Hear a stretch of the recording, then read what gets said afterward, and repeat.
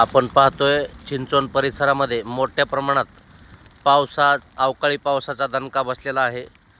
शेतकऱ्याच्या शेतामध्ये असलेल्या ज्वारी पीक अक्षरशः जमीन उद्ध्वस्त झालेला असून आज परिस्थिती बघितली तर हातातोंडाशी आलेला घास शेतकऱ्याचा मातीमध्ये गेलेला आहे।